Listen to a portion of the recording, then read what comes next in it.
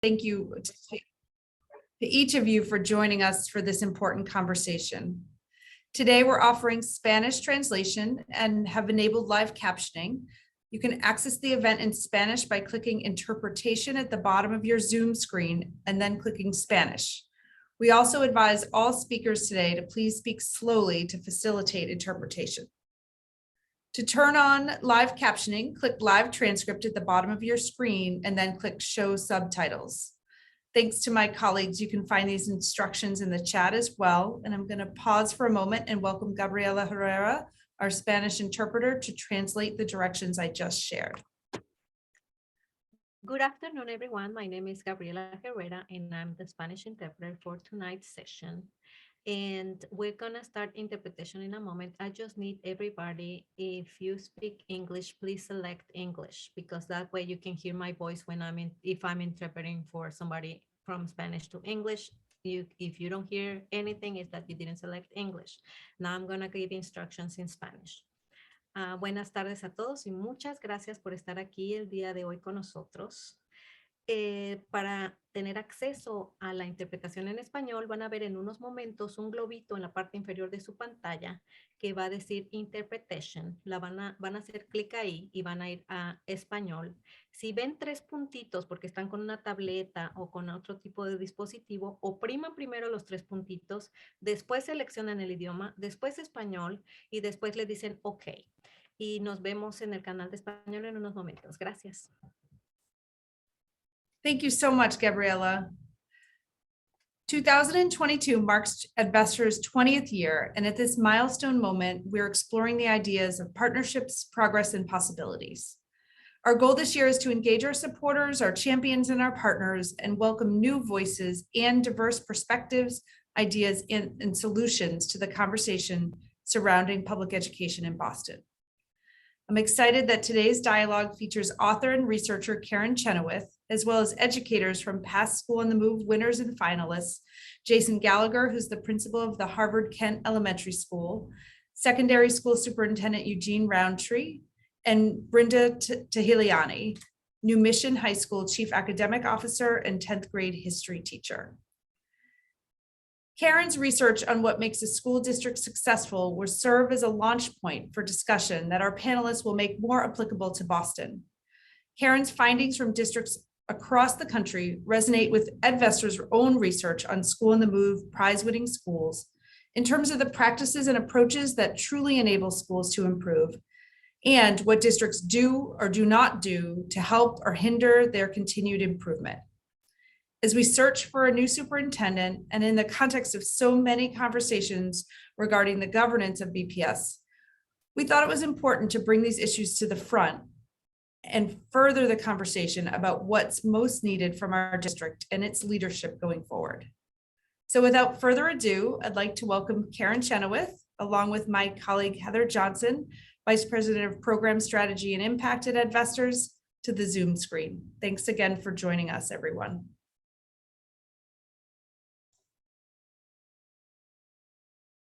Hello.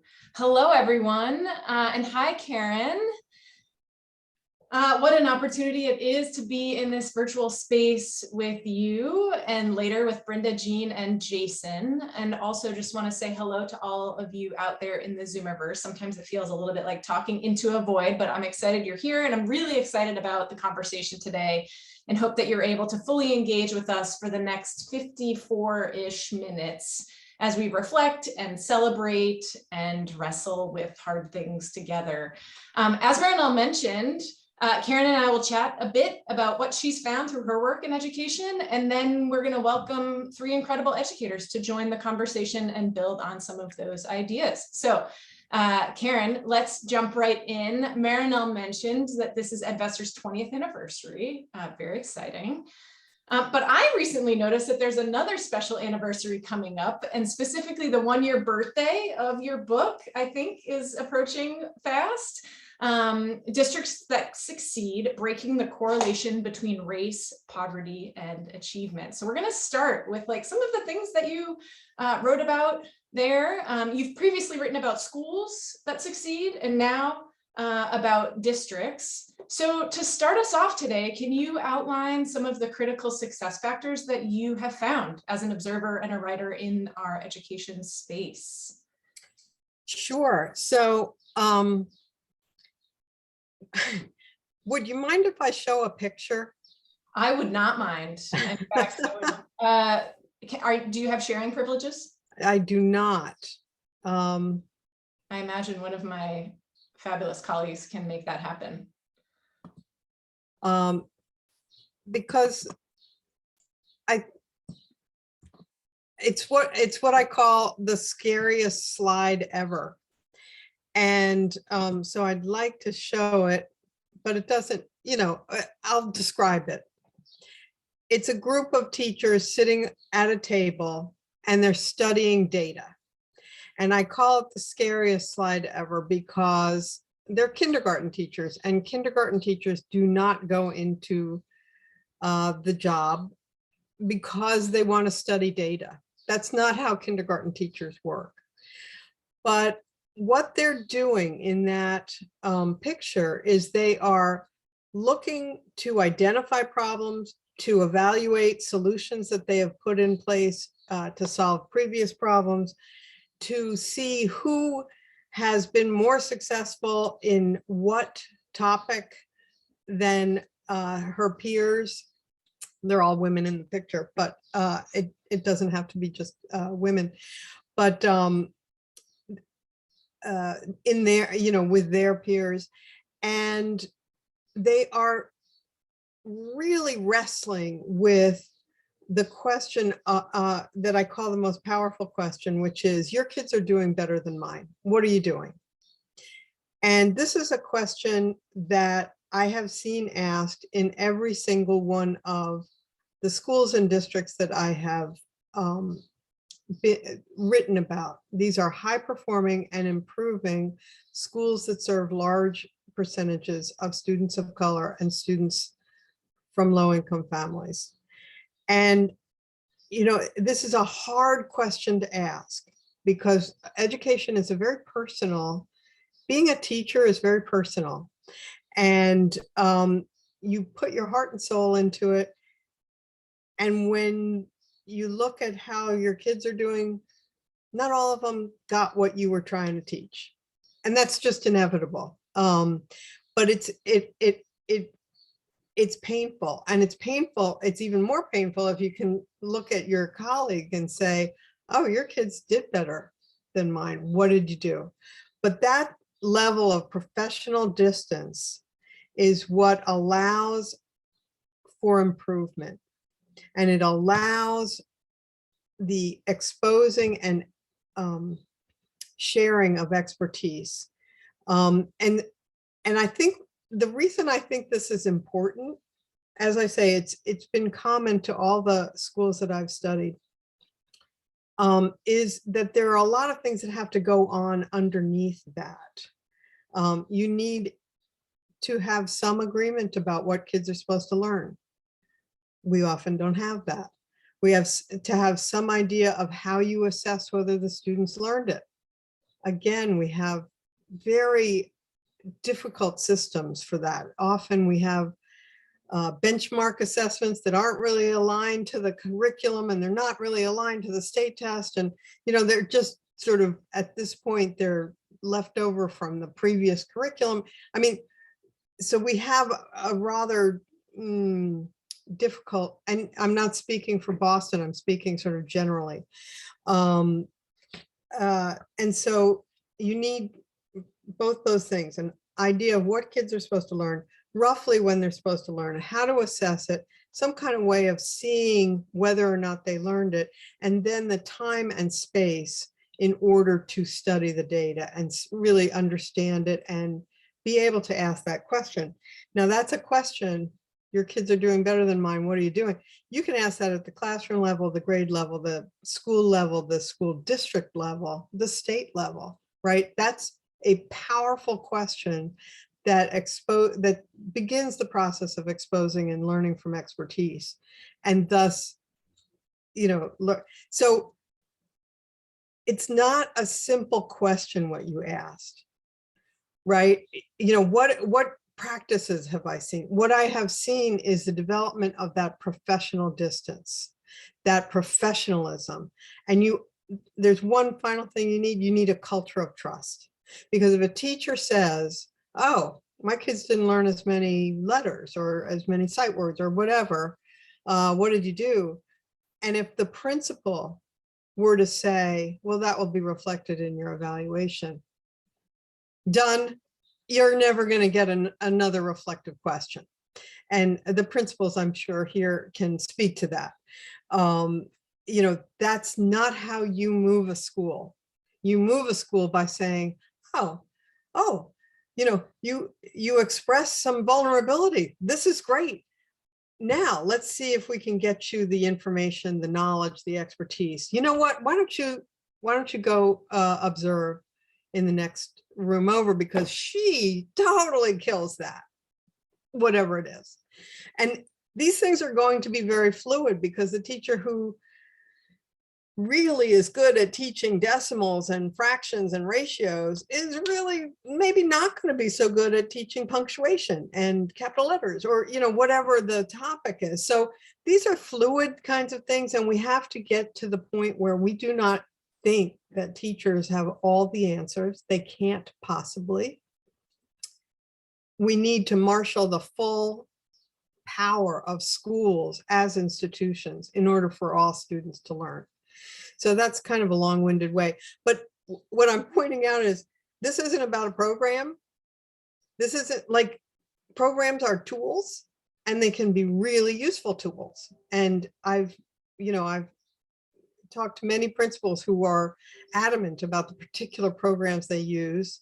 And yet, you can go to just an equally successful school and they don't use those programs. They don't have those, they use something else that they're passionate about. It's not about the program. It's about the people who are using the programs. So did that answer your question? Yeah. Like, we imagine a world in which it's like, can you just give us the checklist? And then it's like, wouldn't that be nice? Just this data system, that grant, and this reading program done. End of story. Not so easy. Yeah. And I think that's a really important way to start today's conversation. And I'm really excited to bring our educators in later to really reflect on this question of, like, your students are doing better than mine. What are you doing? And how that shows up in different ways from their different perspectives. But, so much of what you're sharing here in terms of these success factors really resonate with a lot of what we hear and see through our School on the Move work. And one thing that comes up is this question of sustainability and sustained success over time. So, like, it speaks to what you're talking about in terms of, this is not a checklist. This is ongoing work that is fluid. So I'm curious, what's your response to a common critique that, like, the schools you highlight or the districts you highlight at a given moment don't necessarily continue that trajectory? How might we make sense of that? Well, I've been doing this now for almost 18 years, traveling to schools, studying them, and writing about them. And over that time, some of them have stayed, actually, excellent. Not many, though. Most have pretty much fallen apart when the principal retires or takes another job, a district job or something. If the district is what I would call dysfunctional, they often are replaced with somebody who's put their time in, been an assistant principal nearby, and knows the principal supervisor, and it's her turn or his turn. And that's a terrible way to select a principal, because often they really don't understand the culture of a high-performing school. These schools are operating in a different kind of way with a very particular kind of culture. And if you're not very sensitive to that, you rip down, this has happened multiple times. You rip down the data wall, you repurpose that data room to be, something else. You no longer have student supports team meetings. You just kind of rip apart the whole system, the professional development system, everything. And the school goes south very, very quickly. I was once in a school in Miami, a fabulous school, served a very low income population that lived in the, I swear to God, a trailer park named Lil Abner. I've never seen that before, but anyway, just a great school. And the teachers were all gathered around me and saying that they were like family. They love it. They love teaching there. And I said, well, how long would it take for a bad principal to tear you apart? And I honestly thought they would say we would drive her out. And instead they said 20 minutes. I mean, almost chorally, they said 20 minutes. They're very highly sought after teachers. They could get a job in 10 minutes, and 20 minutes after they see, a weak principal, they've got the resumes going out the door. They don't want to work in a weak school, in a dysfunctional school, in a school that doesn't have that kind of trust, that kind of culture. So that's why I turned to the question of districts. And I really worked hard to figure out how to identify high performing and improving districts. And I'm happy to talk about my methodology and all of that, because it's dear to my heart. But what I found was very similar to what schools, to what I saw at schools, but at a higher level, at a different level. So at schools, I found principals who believe in the capacity of all students to learn and then organize their schools around that belief. At the district level, that's what I found as well. Leaders who believe in the capacity of school, of all their students, and then organize their districts around that. And to a large extent, that means organizing the learning experiences of the adults. Superintendents aren't organizing learning experiences for students. They are focused. If they're doing their jobs right, they're focused on the learning experiences that their principals need. And the principals are focusing on the learning experiences that their teachers need. The teachers are the ones really focused on the experiences that their students need. So like there should be kind of a fractal pattern almost of trust, respect, making the right decisions at the right levels. I think that I haven't really written about that much, but I think often when superintendents sometimes will tell teachers how to teach, like you should have cooperative learning groups every day. Well, that's kind of, to me, that's a teacher level decision. What is the most useful way of teaching? What pedagogical methods should be employed on a given day? That's what you have teachers for. Superintendents, on the other hand, should be thinking in terms of how do I make sure teachers and principals have the time and space and freedom to really think about those learning experiences for their teachers, and maybe, making sure there's a guaranteed viable curriculum in every school, instead of asking teachers.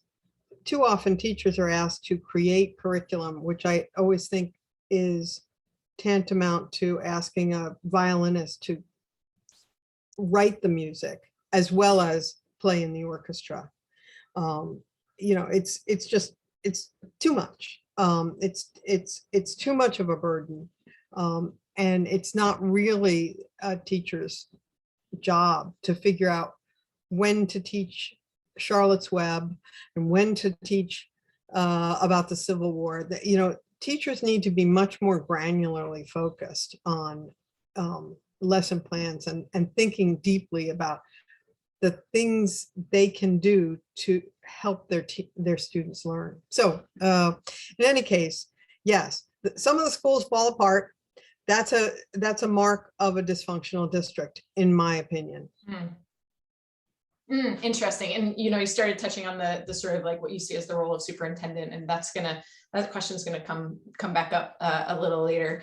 I want to shift us a little bit before we invite our educators in.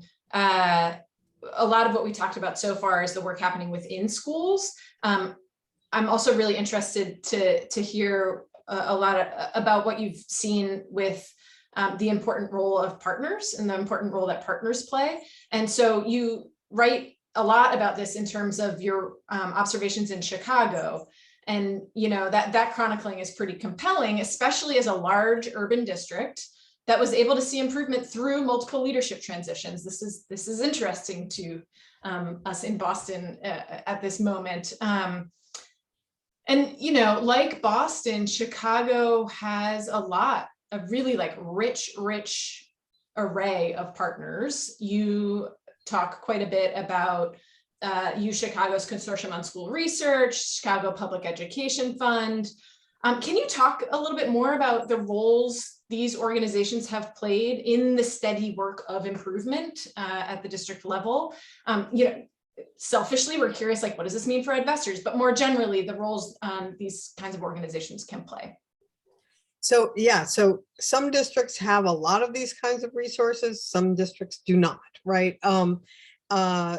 Itty bitty little tiny Cottonwood in Oklahoma, you know, it's miles to a community college. There's not, you know, there's nothing. Chicago is a major city, of course, and it's the 4th largest school district in the country.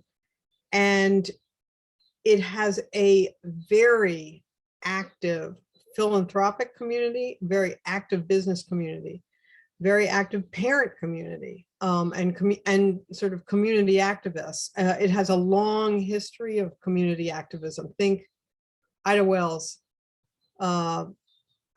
think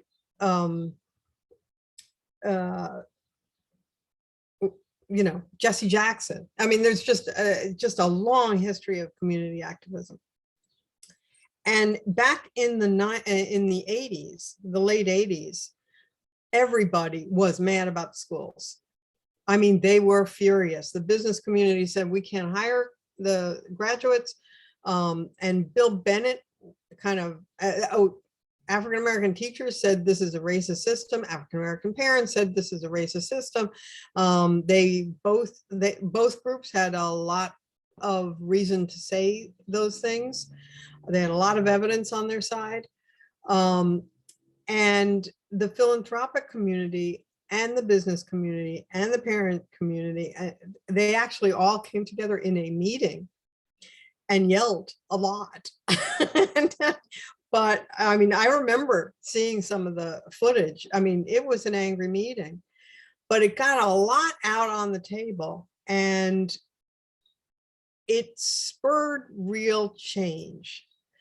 And one of the things that happened was there was really a citywide commitment to improving schools.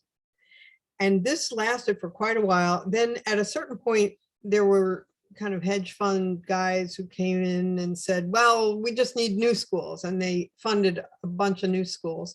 And some of them were very good and some of them were mediocre and some of them were terrible. They pretty much mirrored the rest of the district. So I don't pay much attention to that particular effort because it doesn't seem to me to have changed any of the dynamics. Other people have other opinions on that. But two things happened.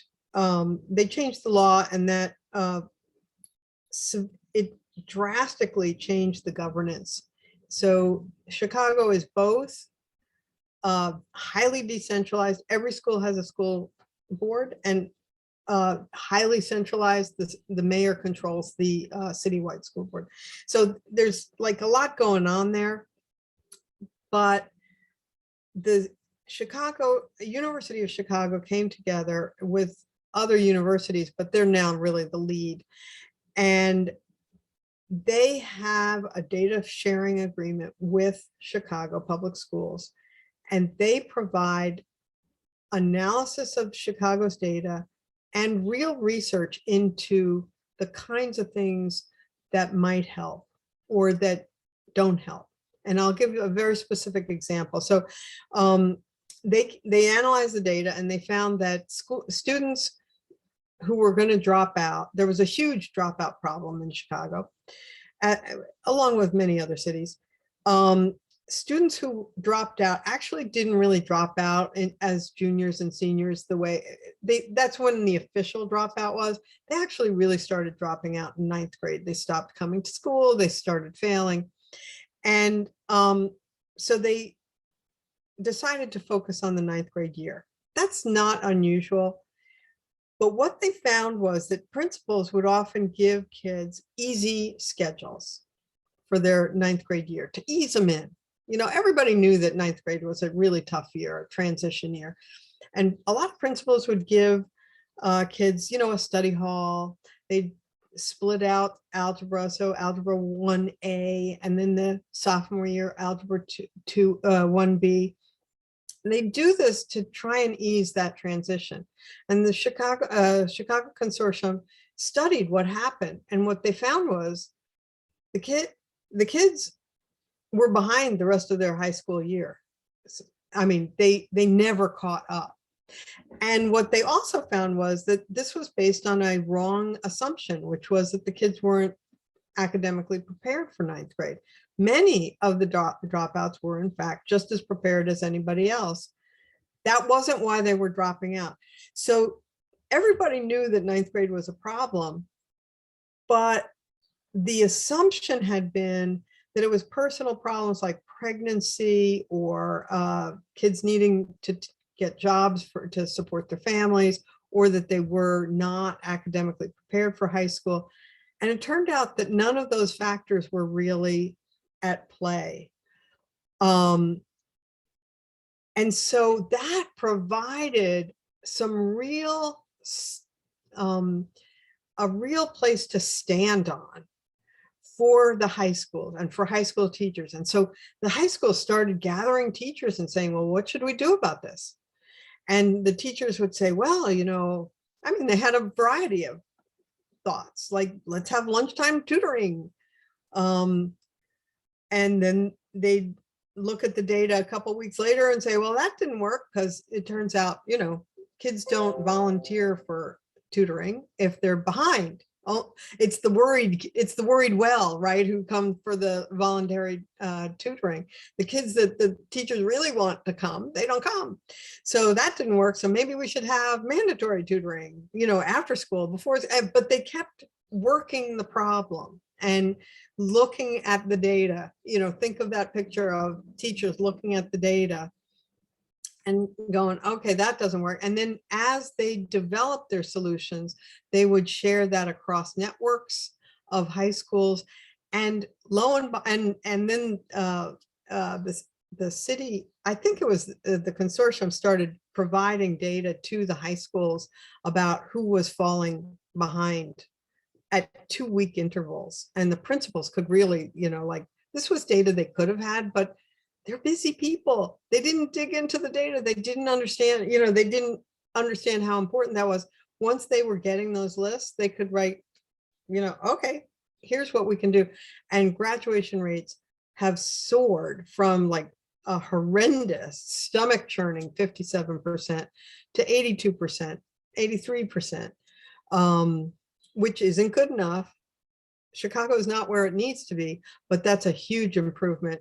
And it's not just the graduation rates. There's a lot of data underneath that, some academic achievement data that supports the idea that the kids are really learning stuff. They're not just being passed through. Mm-hmm. So did that answer your question? I am a bit of a tangentialist, so I try and I share that with you. But I will keep us on. I will try to keep us on track. No, I mean, I think what I hear surfacing is just the power of some consistency in asking questions, looking at data over time. I am compelled and hope we'll continue to think about the different roles that other folks outside of the district can play in support, in direct support of the goals and priorities of the district. But I'm going to use this as a moment to pause and invite Brinda. Well, let me just say, I'm sorry. Yes. One other thing, Yeah. Chicago really understood the research that principals were at the key to school Yeah. improvement. Mhm. And so that was a key piece, and they've spent a lot of energy and a lot of effort on developing, supporting, identify, sort of recruiting, developing, supporting principals in their work, and not making it about principals being the people who implement district policy. That doesn't work. We've tried that. We've tried that for decades. Okay. I'm seeing some plus ones on that note in the chat, and I'm appreciating that some things that are starting to surface in the chat, and let's dig into some of those themes with Brinda, Jean, and Jason. So someone's going to work some magic. Oh yes, faces are popping up. Hello, Brinda, Jean. We got Jason. Hey. Oh, and Jason. All right. Look at that technology. The full panel. Welcome to all three of you. I'm really excited to dig into some of the themes that Karin has started to surface. And I'm going to kick us off back to the opening. You now have sharing privileges, just as a side note, Karin.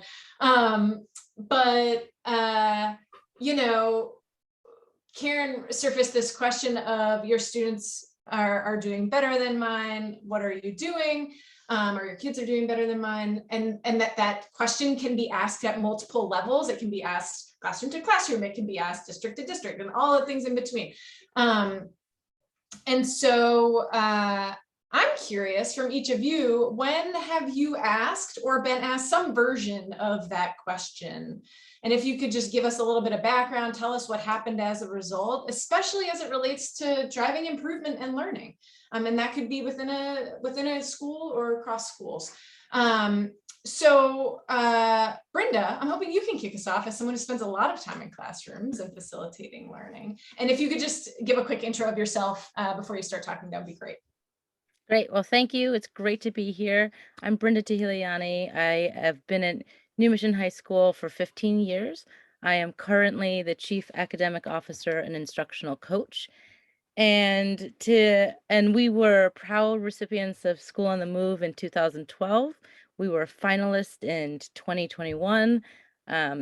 We are very, we love EdVestors. We love our partnership. And so it's really great to be here.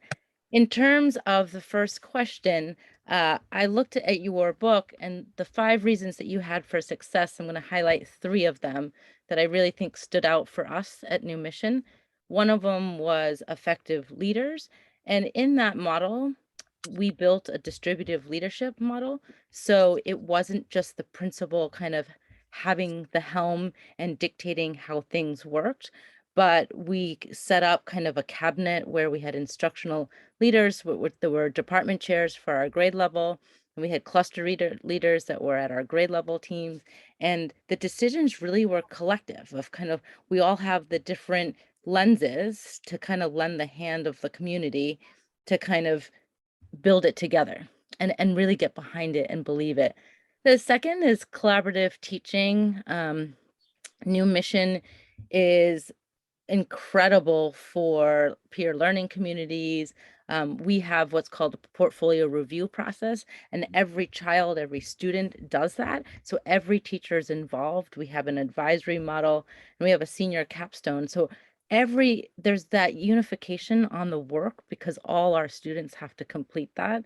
And that really kind of builds that collaboration with each other. And the last one is where you had with ambitious instruction.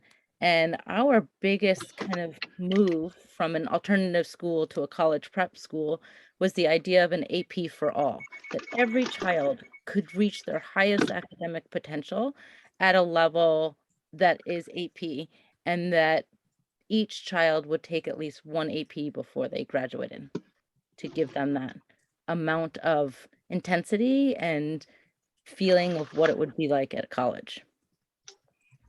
Great. Brinda, a question popped up that I think is just a quick clarifying question.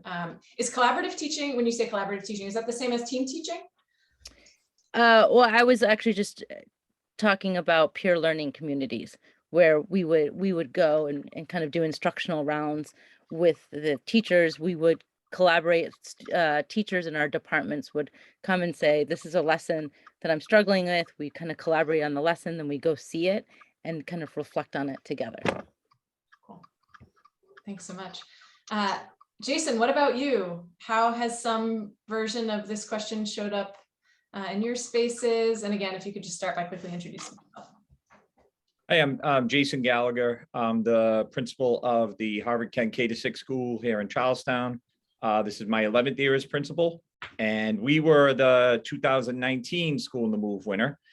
I think we were nominated for like 5 years in a row before that, but I don't think we had a shot at winning because I am a terrible writer. So once I got some help with writing it, I think we did a little bit better. But, you know, that's a good question about your kids are doing better than mine. What are you doing? I don't know if I've ever been asked it that way. But when we're working with our colleagues, with our fellow principals, we will hear people say, wow, you guys did this. How did you do that?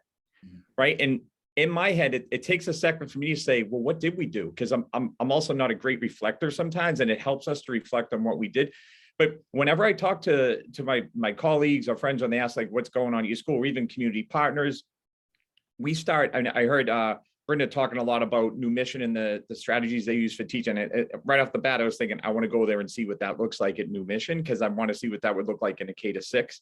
But I go to like an even more simplistic question of, do your students feel welcome? Do your students feel safe? Do you know something about your kids? This is a question I ask teachers and you know, assistant principal, anyone who works in our school. Do you know something about the kids other than their reading scores? Do you know something besides their math scores? Can you talk to them about something besides homework? Do we know their families? Do we know their family situations? Do we know where they live? Do you know how they get to school every day? I think for us to be successful with the students in our school, one of the reasons why you have success is we know that information. That's where we start, right? Once you know that information about your students and they feel like they're part of a community of learners, a community where kids are going to be successful, where they can do grade level work and beyond, where they can exceed benchmarks, you can do whatever you need to do curriculum and instruction wide. And I heard earlier on, I heard Karin talk about like programs and we hear a lot about like new initiatives and things like that. If you have the students feeling welcome and safe in your school, knowing that they're going to be successful and that it's more, the school is ready to help them and their families, the teaching and learning part comes a little bit easier, not a lot easier, but a little bit easier, because the kids want to be in your class and they want to learn and they want to be in your school and they want to be a part of something great. And when our teachers put in that extra effort to learn that about our kids, and they do, it makes a really, really big difference. We're always thinking about what's that next step we need to take? How do we go a little deeper? How do we get a little stronger? But I think those are really important things that a school needs to do before digging in too deep to look at their curriculum instruction. They have to work at the same time, but if the kids don't feel safe and welcome, you could have the greatest instructional manuals, the greatest curriculum in the world. It's not going to help students be successful. Thanks, Jason. Gene's nodding quite a bit. You know, Gene, you've worked at the school level and now are secondary school superintendent, leading across schools. What would you add to this conversation? Yeah, well, first off, it's great to be here with everyone, with my colleagues, Brinda and Jason and Karin. I'm a fan. We read your book in my doctoral program this year. And so I've been thinking about these ideas for a long time.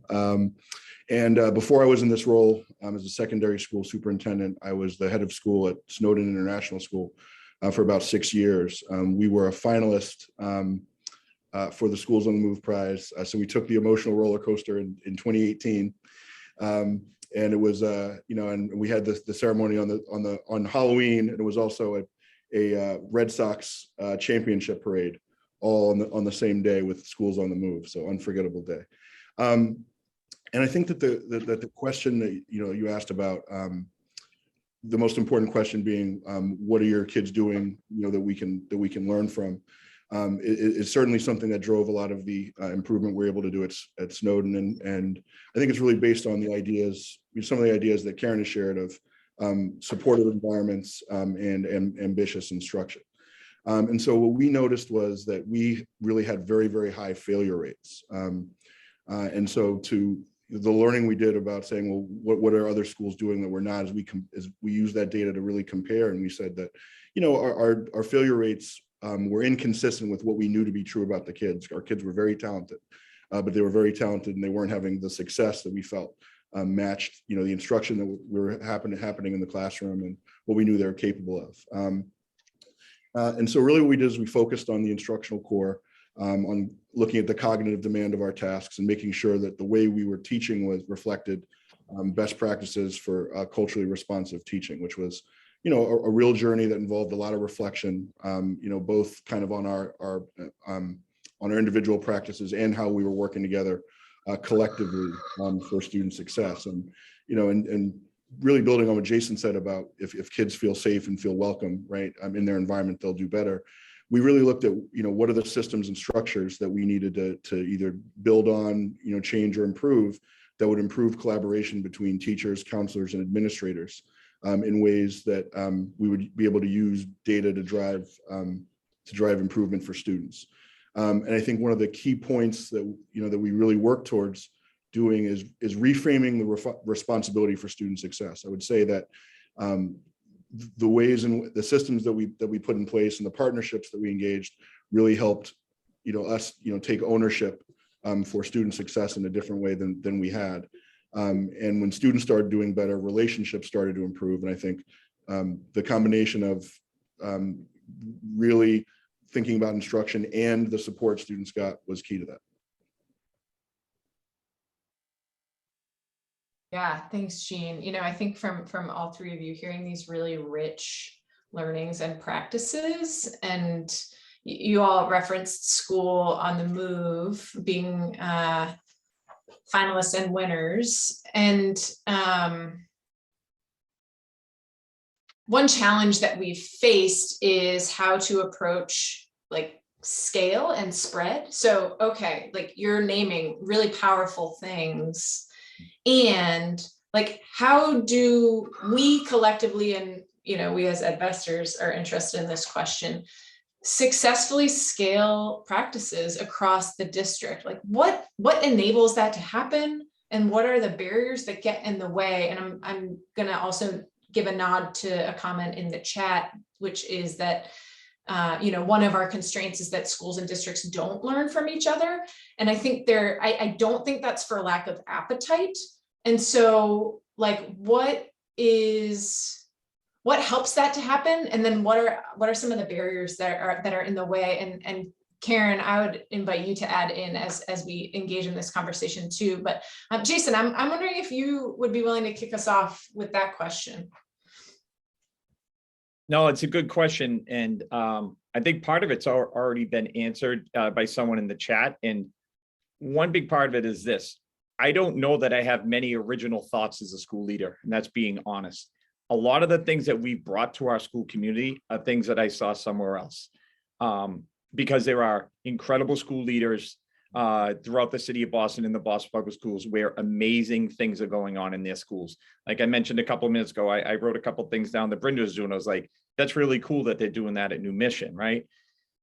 I was really lucky before as a principal. I actually worked in central office before I became a principal. So it was a little bit back. It's like the back of what Gene's done. I actually worked with Edith, who's here on the call. Hey, Edith.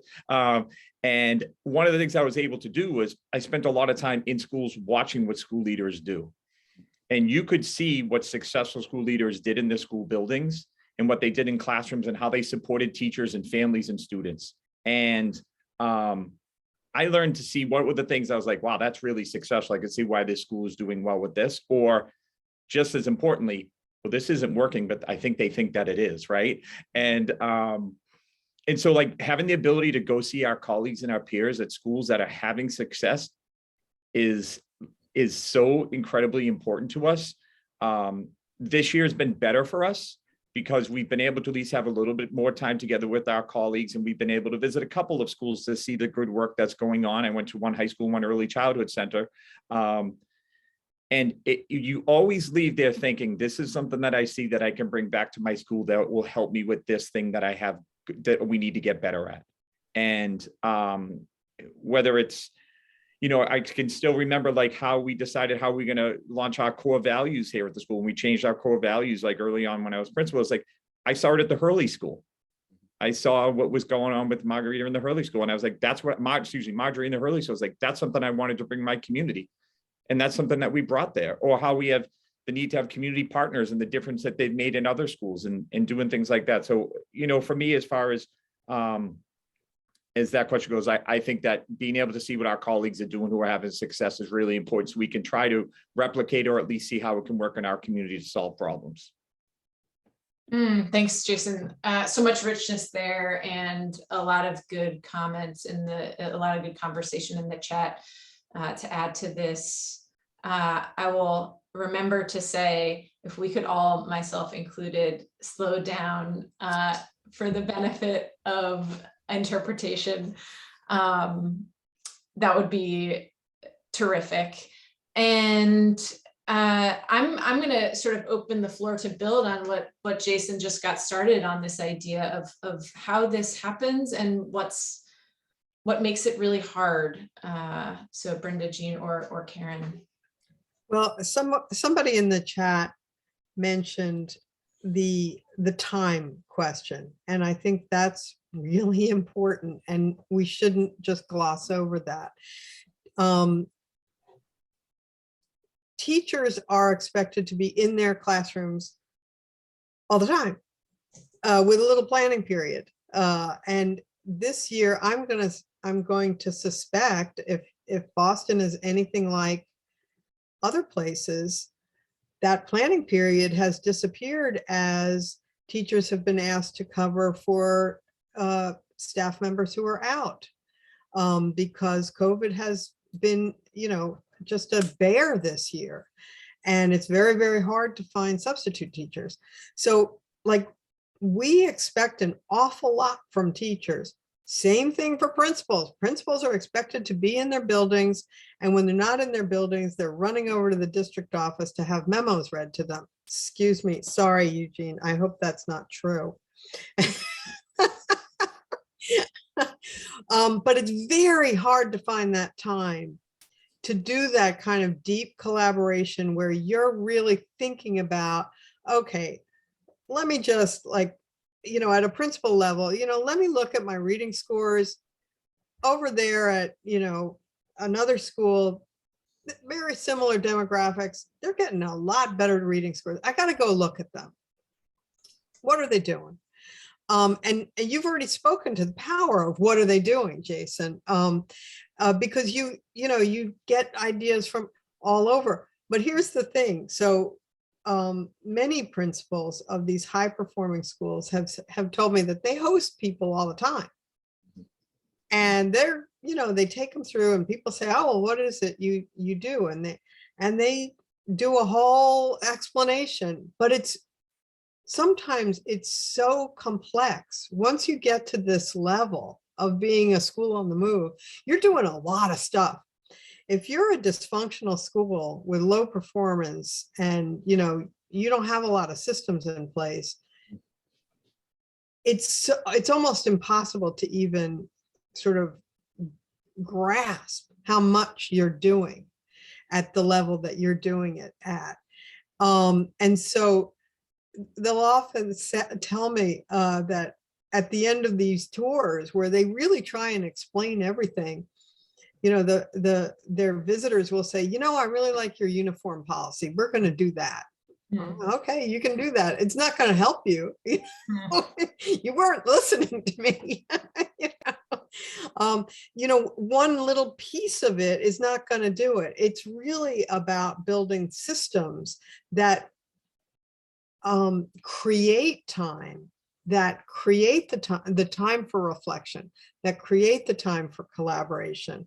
And boy, that's hard. And it seems to me that one role that advocates really could play is let's get teachers and principals more time, just more time when they can not be in front of kids as important as it is to be in front of kids, that doesn't make you better. Being in front of kids, I mean, it makes you a little better. You get, you know, I'm not saying that the actual task of, you know, oh, you get a lot better at handing out papers and you get a lot better at explaining certain kinds of things. But to really get better, you need to go see somebody who is a master at that particular thing that you're struggling with. So Yeah, that's it's power. the time is really important. To see. Yeah. Gene and Brenda, anything to add here? I know we're starting to approach the end, but I think this is a juicy topic. I just want to add what you were saying about systems. I want to add kind of the idea of commitment to smaller class sizes and really focusing on teacher retention. I know that we have this great migration and people are leaving, but we got to build that culture and that commitment of keeping really good teachers, because that over time, really, the students progress so much better if you're having people that are sustainable, that have had the systems, that understand what's happening in that school and that commitment to the staff that they have. And then also building the coaches. I know that Boston Public Schools has really committed to having that in every school. And I'm seeing it as I'm starting to begin that journey as a coach, that it's really helpful. We're not working in silos anymore. And we're really kind of using each other as thought partners and being able to be reflective and vulnerable to some of the really hard things that we're seeing and having to deal with in our classrooms. Yeah, I mean, that really, I'm seeing a lot about this notion of trust coming up again and again, and vulnerability, and it's really powerful. Yeah, Gene, anything you would layer in here? Yeah, I can. What I'll quickly add is I think I agree 100% about the importance of systems and structures and time. I also think, you know, we need to make sure that we are supporting the development of the best uses of the time, because sometimes if you have the time but you don't use it in the way that in the highest leverage way or the most efficacious way, that becomes almost another problem to solve. I think that's really true. I think from a district perspective, I think our responsibility is to really give principals and school leaders high quality professional development, but also time to collaborate with other leaders. That's part of their workday, and not it doesn't require them to to be doing a lot of the organizing on their own. If we can make it easier for them by when we take their time for things, making sure, as you pointed out, that we're not reading the memos, but we're giving them that that intentional time to collaborate in ways that are aligned with what we're trying to learn and do as a district, and ways that will impact instruction and student learning. Thank you all so much. I'm trying to figure out, all right, how do we have 5 minutes and a lot more. These conversations are never long enough. I think it would be a missed opportunity to not think a little bit about the role of superintendent in this conversation. And we've talked a lot about critical success factors for districts. Arguably, the superintendent plays a significant role in a district's success, and we are about to have a major leadership transition here in Boston. We won't have time to really sort of grapple in, so I'm going to think of this as a little bit more of a lightning round of the overall question is, what do you think the role of a superintendent should be? Or from your vantage point, what's most important for the focus of a superintendent or the superintendent so the district can succeed? So it's either like the role or the most important focus. And let's do a little bit of a go around, and if we have a couple minutes to react, we will. Gene, it's probably worth naming that you are on the search committee for our new superintendent. Thank you. So this question perhaps carries a little extra complexity and weight, but I'm hoping you can kick us off in this quick round? Sure. And so quickly, I'll start with how I personally feel about it. And I'd love to share what we've heard from all of the community listening sessions. Personally, I feel like the role of the superintendent, with their team, families, and stakeholders, is to really articulate the values of the district and then design an instructional vision that is in service of those values and with, community building that supports all the work that needs to take place. I think superintendent is the guardian of the values of the district. What we've heard from families really, and what they've really prioritized has been really interesting. We've heard the most is that they want someone who values equity and anti-racism. I think someone who speaks to building supportive environments in schools that are safe, that has good and nutritious food, and where kids have a lot of enrichment. In addition to that, really someone who understands our neighborhoods and our context, right? So someone who, I think really already understands the way the city works. Awesome.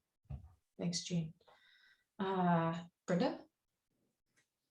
I think this might be a little bit tangential, but I want to think about when we've been doing a lot of work with anti-racist, anti-biased work, and to not fall in the trap of what a lot of leaders do in the sense of power hoarding or thinking about quantity over quality, and really just kind of sending that message of let's not fall in that trap. Jason. So yes, to everything that Jean and Brinda said, and from a school leader's perspective right now, make sure we have the infrastructure in place that is there to support the schools who are here to support the students and families. Need that infrastructure in place so that we know where we can go when we need support, and then have that support ready for us. It's because we want it to be about the students and the families and the schools. It's not, Boston Public Schools are our kids, they are our families, they're our schools. It is not the central office. We are the Boston Public Schools together, and we need the infrastructure in place to give the help that we need here at the school level, so that we can have success. Thanks, Jason. Karin, what would you say about this? So I would say yes, and I guess we all took an improv class at some point. But I would say so Chicago is a very dysfunctional district, and it has survived many superintendents. That is not ideal. That is not a good thing. It has survived through it, but it's not a good thing.